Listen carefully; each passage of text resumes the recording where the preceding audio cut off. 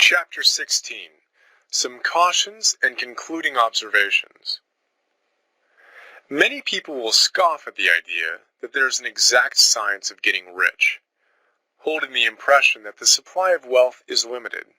They will insist that social and governmental institutions must be changed before even any considerable number of people can acquire a competence. But this is not true. It is true that existing governments keep the masses in poverty, but this is because the masses do not think and act in a certain way.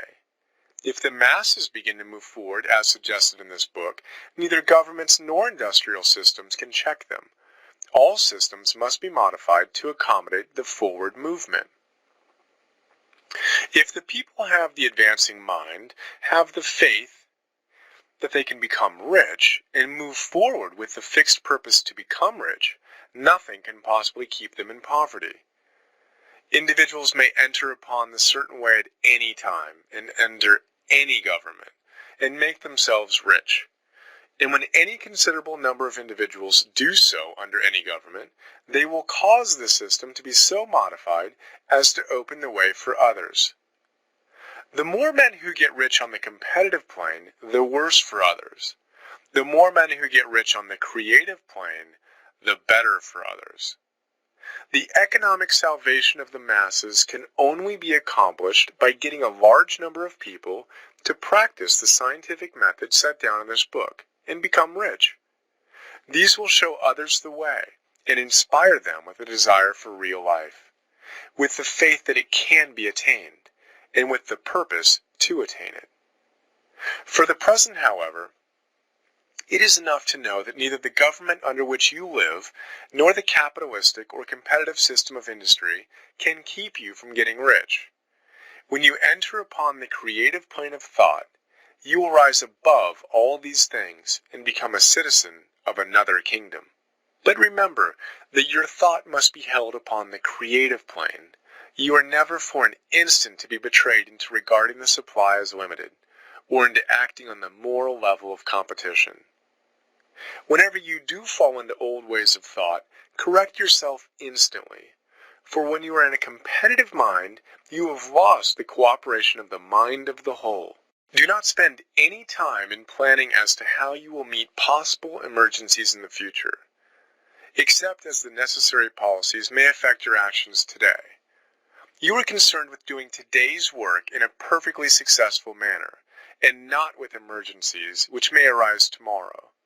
You can attend to them as they come. Do not concern yourself with questions as to how you shall surmount obstacles which may loom upon your business horizon, unless you can see plainly that your course must be altered today in order to avoid them.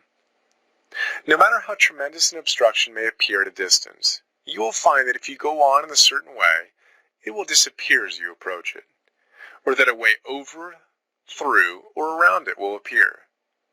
No possible combination of circumstances can defeat a man or woman who is proceeding to get rich along strictly scientific lines.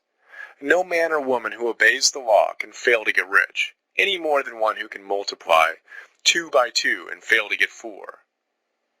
Give no anxious thought to possible disasters, obstacles, panics, or unfavorable combinations of circumstances.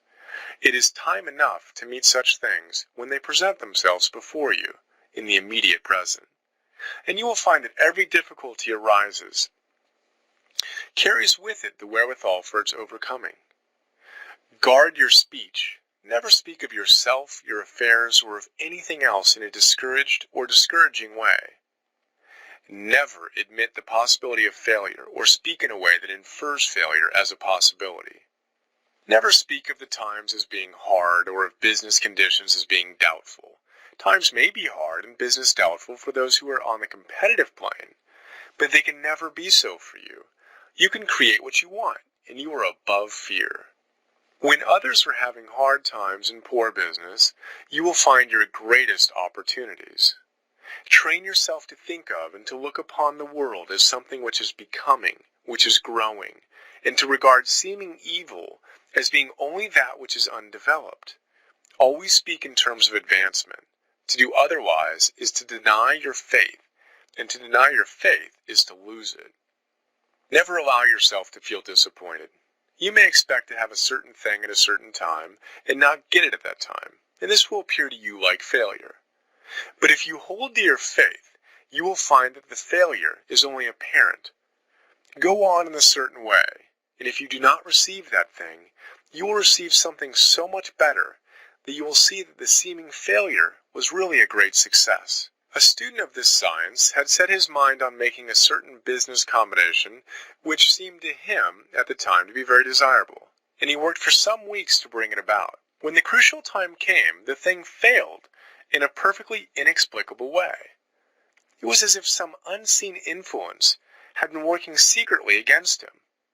He was not disappointed. On the contrary, he thanked God that his desire had been overruled, and went steadily on with a grateful mind. In a few weeks, an opportunity so much better came his way that he would not have made the first deal on any account, and he saw that a mind which knew more than he knew had prevented him from losing the greater good by entangling himself with the lesser. That is the way every seeming failure will work out for you if you keep your faith, hold to your purpose, have gratitude, and do every day all that can be done that day, doing each separate act in a successful manner.